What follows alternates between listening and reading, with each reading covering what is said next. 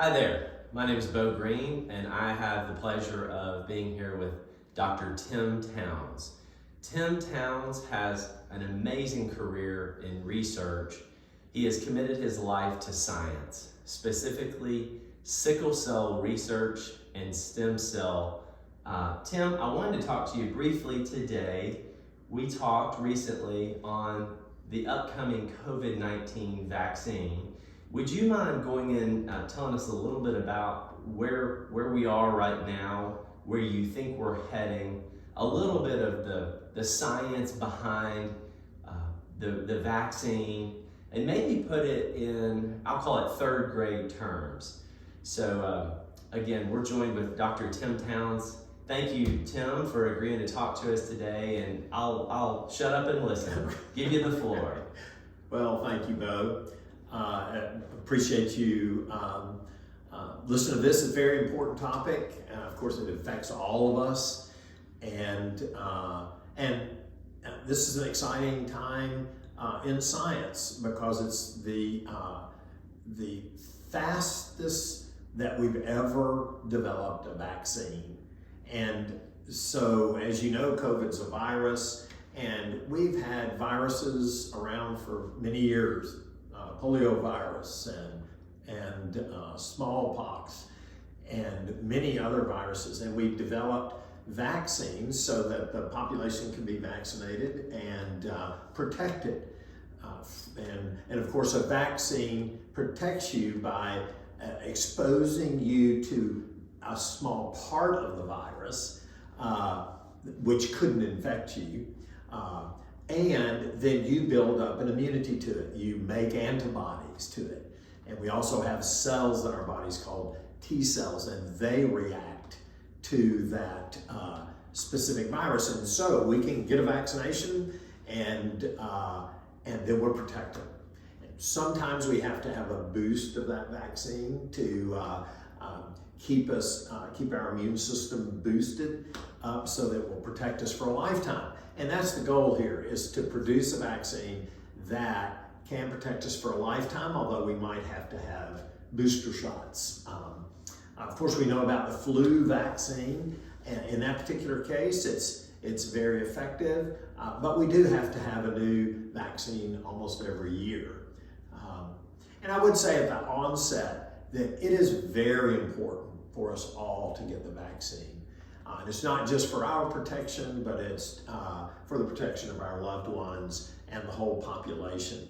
And there has been some people stopped getting vaccines, and that's a problem because then school children started getting infected with viruses that we had defeated over the years.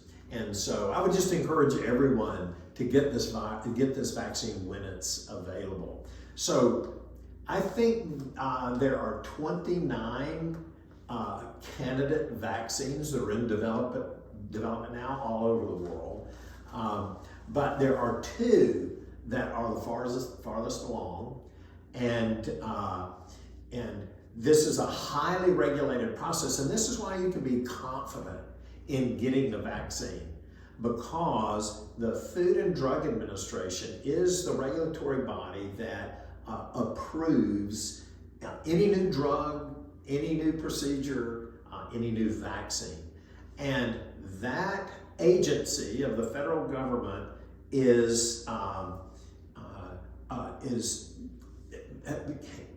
have scientists that determine whether the vaccine is going to be safe.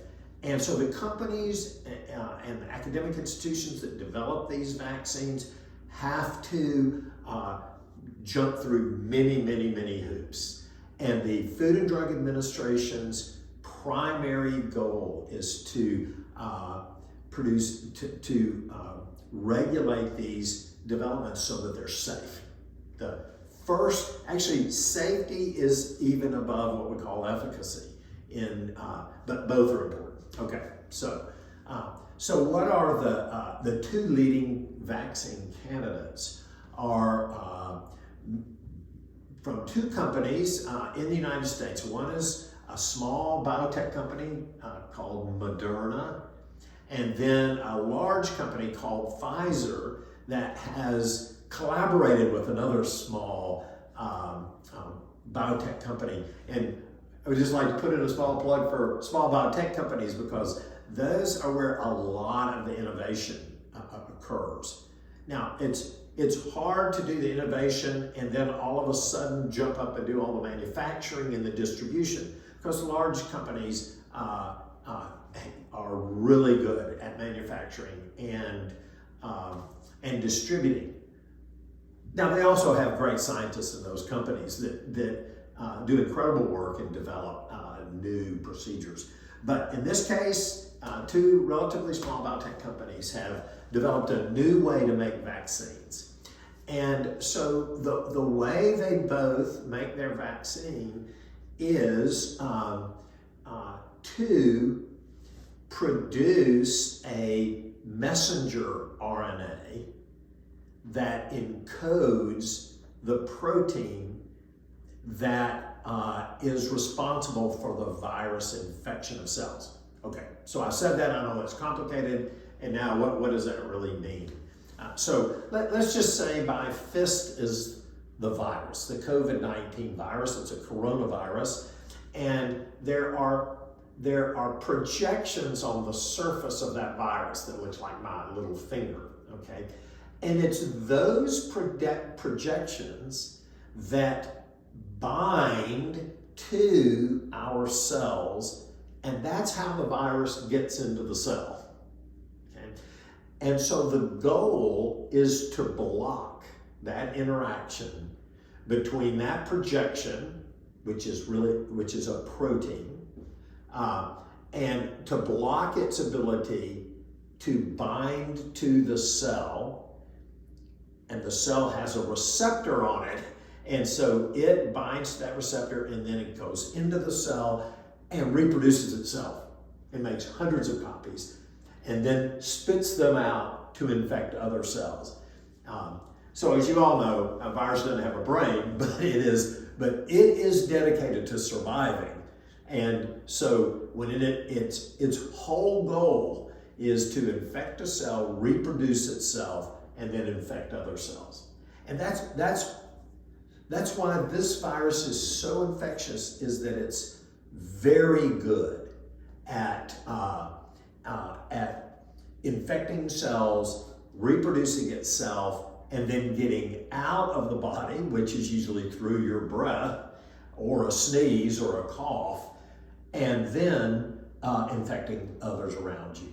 Okay, so that's how it's spread. So in order to keep it from spreading, and actually even keep it from reproducing, we simply need to block this projection so that it can't get into the cells. Okay, so how would you do that? Well, it turns out that actually a group in China, where the virus originated, they have terrific scientists, many of them trained in the United States, but some trained there too, phenomenal, very smart men and women, and they isolated the virus that was causing COVID, and they sequenced the genes in that virus. Okay? And just sequence means that there are letters that determine everything that virus is, and just like our genes determine how tall we are, the color of our eyes, all of our physical attributes. And so they isolated the virus as an RNA, and I'll explain this a little more, but anyway, they sequenced it, they determined every letter. Okay. And then they knew that this protein, which is called a spike protein, is the protein that's on the surface of the virus. That's what we have to block. So they knew the virus sequence of that, and so they synthetically made a messenger RNA. So what's messenger RNA?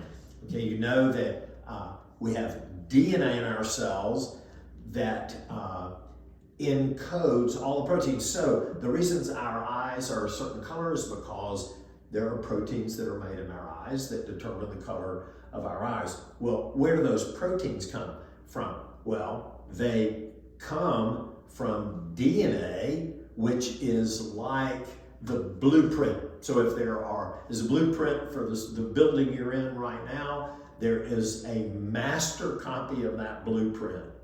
And then a construction company will make a Xerox copy of that to take it out to the site where they're going to build the building. That Xerox copy in a cell is called messenger RNA. Okay? So there's the original DNA, it gets copied into messenger RNA. It's going to send a message, it encodes a message. And then, with the analogy, if this copy of the blueprint is out at the construction site, then the people doing the work know where to put the bricks. All right? So there's the master copy, that's DNA. There's a copy of the blueprint, that's messenger RNA. And then the bricks are actually like the proteins. Okay? So this spike protein, which is responsible for the infectivity of the virus, is like a brick. Right? Now, so what both Moderna has done and Pfizer, in collaboration with a small biotech company, is they produce the messenger RNA. Okay? And then they encapsulate that into what's called a lipid vesicle. And so what is that? It's like let's just call it like a balloon that has an oil covering on it, and they put inside that the messenger RNA. So why do they do that? They do that because messenger RNA is not stable, and so the balloon protects it, right? But also the oil on the outside, which are called lipids, they are very effective at binding to cells and releasing the contents of the balloon or the vesicle inside the cell. So what are they releasing inside the cell? They're releasing the messenger RNA. Messenger RNA goes into the cell. So if you got vaccinated, that would the balloon with oil on it would bind to your cells, and then that messenger RNA that's encapsulated will go into your cell. Okay, we have thousands and thousands of messenger RNAs in our cells. So our cells are used to messenger RNA. They know what to do with it.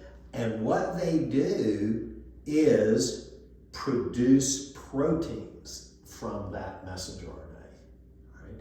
And so in this case, they produce this spike protein that is on the virus. And then they engineer it so the cells secrete it out into the blood system, and then we form an immunity to that. So we make antibodies to that. Now, if we get infected by the virus, those antibodies immediately bind to the spike protein and inhibit it from binding to cells. Right? So no vaccine has ever been made this way previously. But now both companies are seeing 95% of individuals that get vaccinated are resistant to the virus. And the way they do the experiments is they vaccinate 30,000 people. So there have been, and this is another thing to remember about the safety of the virus, 30,000 people have volunteered to get this vaccine, even though they don't, they think it's safe, the company's telling them it's safe, but they're heroes. They have gotten the vaccine, and what happens is that you have 30,000 volunteers, and half of them get the vaccination. The other half get a placebo, which is like salt water. All right? And it's what we call a double-blinded study. You don't know what you're getting. You don't know if you get the real thing or the placebo. And then you might think, well, that's kind of unfair, because what if you volunteered to get the vaccine, but you got the placebo? Well, that is science. We're all in this together. We're a team. We have to work together to fight these viral infections.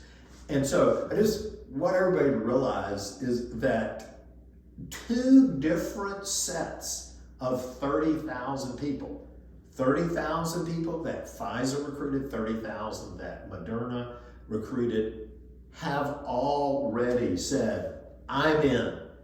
And I'm in, we don't know if it's going to work, but I'm in because if it does, I have contributed an incredible amount to society to help to protect all of us. So that's happened. And the other thing that's important here is that 30,000 people in each of those studies were a broad range of individuals. So both young and older. So I think individuals from 18 or 20, something like, I think 18 to 100 were recruited. People below 18 really don't get infected, almost none. But the vaccine will be available to them too. But anyway, for all of us to know is that if you're 65 or older, there were people in the clinical trial of that 30,000 people that were 65 and older. And that's a well-designed clinical trial. If everybody was 30, then you would know if it's working on 65-year-olds, so or 85-year-olds. So anyway, so those 2 groups of 30,000 that are 15 got the vaccine, 15,000 got the placebo for each of the 2 companies. Now they've broken the code, that then those individuals are exposed out in societies where they are, and they're from multiple countries and they're from multiple ethnic groups. Okay, so and then when they broke the code to find out who got the real vaccine and who got the placebo, the only people that got sick were the ones that got the placebo. Wow. So we know it works. Those individuals don't have any, they don't have symptoms, but they also don't have any negative reactions to the vaccine. And so this is one of the great accomplishments of science. There are, I think they're just for safety, maybe testing another 15,000 each, and varying the age even more, and they're also testing individuals that have what we would call comorbidities, maybe have diabetes or have some heart disease, and and those individuals are protected and are doing well. So anyway, it's a great achievement for science. And the other thing I'd like to say is that this messenger RNA that they're making and encapsulating into this lipid vesicle, that's what the vaccine is. It's not a virus. There's no possible way you could get COVID from getting this vaccine. All right. So I would encourage you to get the vaccine when it comes out. The other thing I'd like to say is that it is also why our country, through the National Institutes of Health, provides funding for what we would call basic science to provide the foundation for later for clinical science, which is vaccine development and cures. But it's that basic science that enabled us to understand what messenger RNA is and how you build a vesicle to encapsulate it. And the scientists who discovered those things, they did thousands of experiments to try to figure out what messenger RNA does, and then how to protect it in a way that it could be used as a vaccine. And 90% of the experiments didn't work. I mean, because nobody's telling you the answer to the test. It's not like you take a test and then you get the answer and say, well, you got this wrong. You just have to discover it. And that's what's so exciting about science, because you learn things that nobody else has ever known. And then all of a sudden, your group's first group to understand it. So, but then you have to publish that. You have to disseminate that information to everybody in the world. And that's why science moves forward. So all of science is like a big pyramid, and now the guys that have worked on this vaccine, they have gotten to the top. That's great, but all those blocks below are what provide the foundation, and that's how science works. So I think that's the best explanation that I can give you. Of the other vaccines that are coming online, some of them are more traditional vaccines, like they are the virus itself, but it's been heat killed. So you get injected, injected with the heat killed virus, and that's what the flu vaccine is, and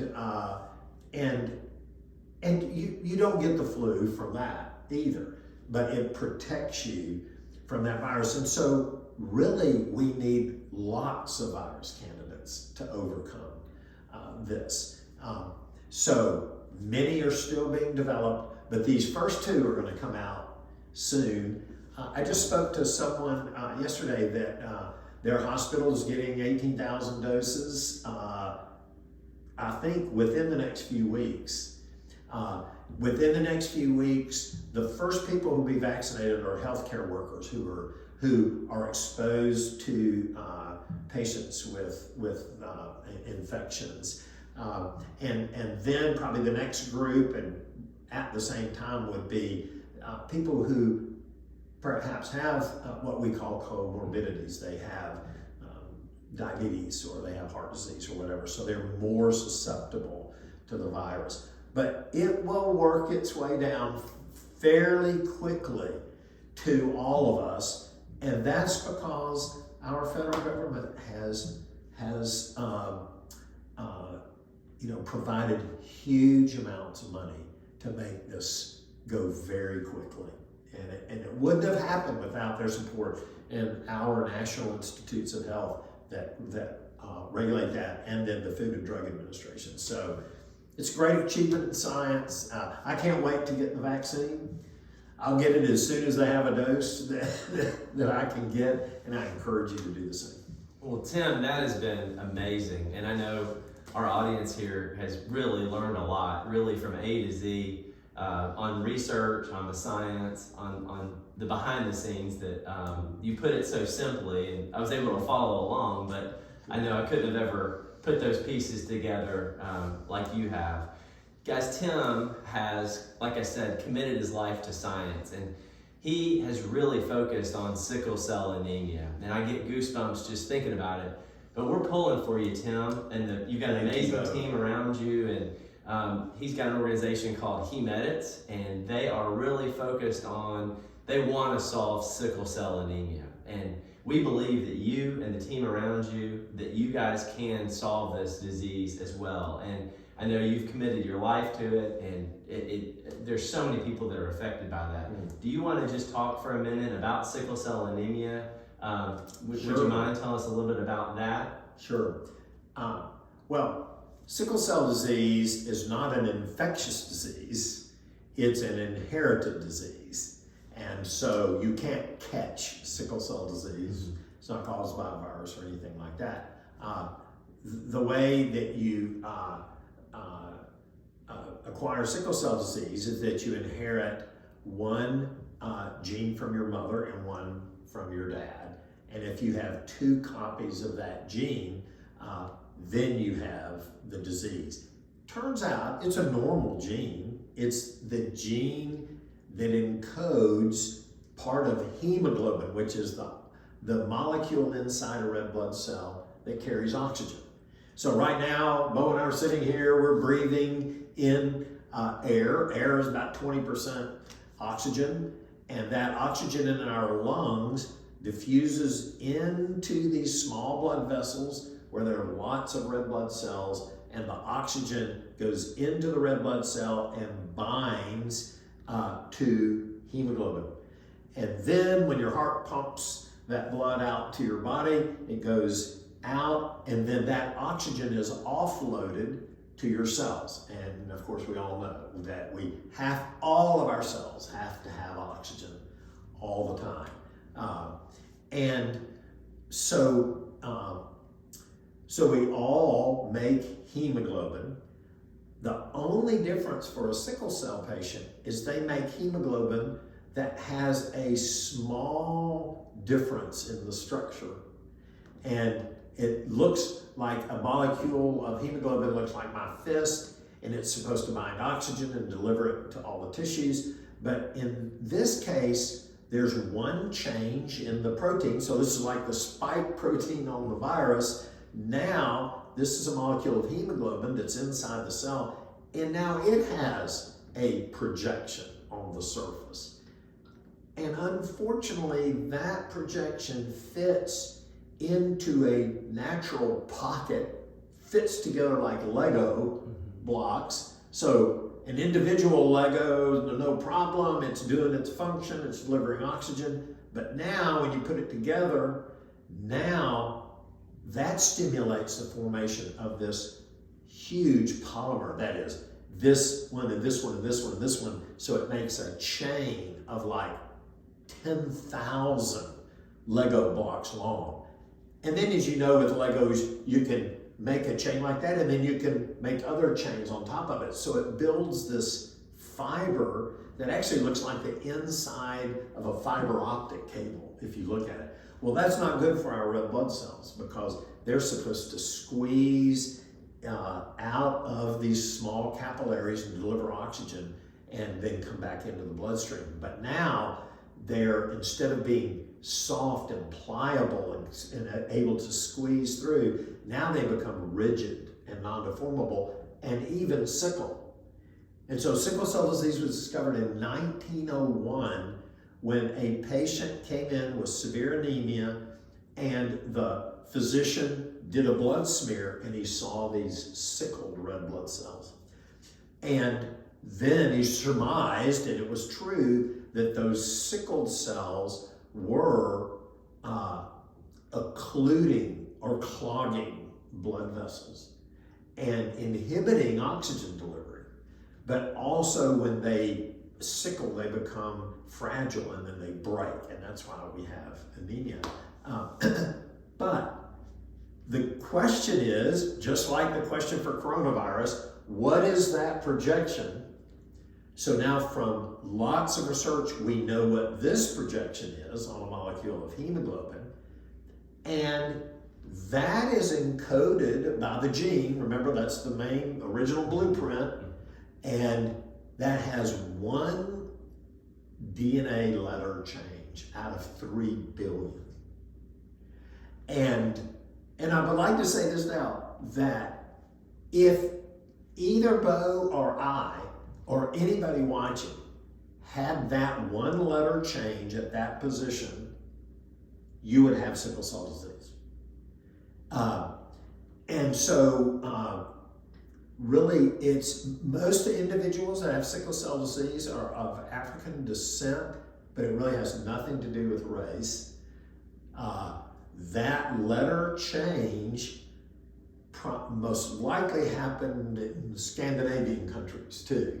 But in Africa, there was malaria at the same place that this letter change happened.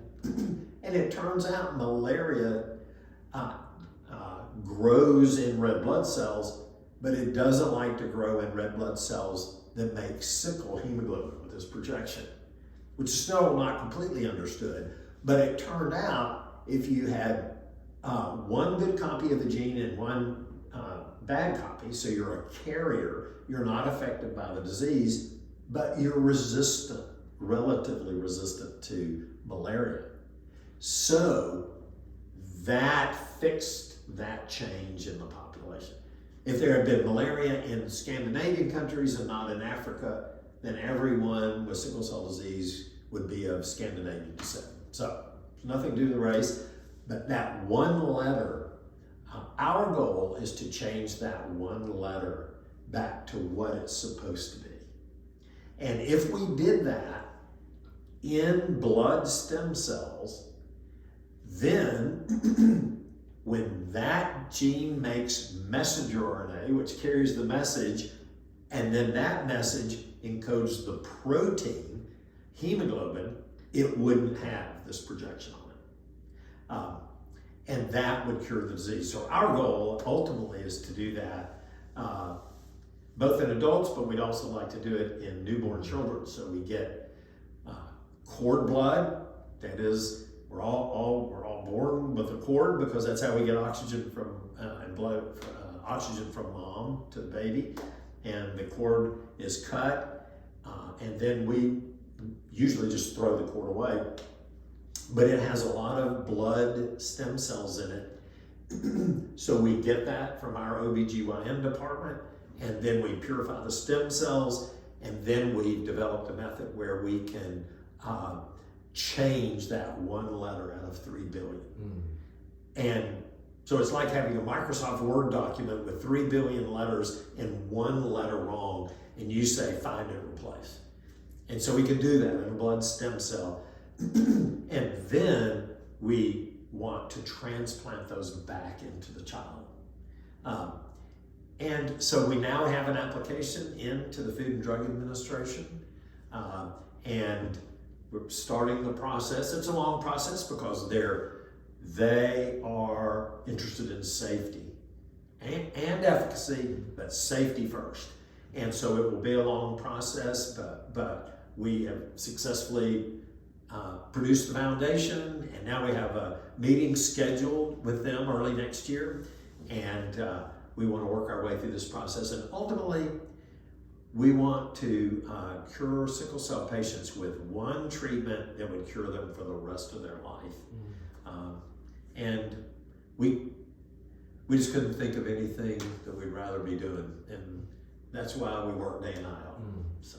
Well, that's amazing and great work. And if anybody watching wants to connect, to learn more about Heme Edits, to come alongside and support in various ways, please submit information, reach out to our office. We're happy to connect you with Tim and his team.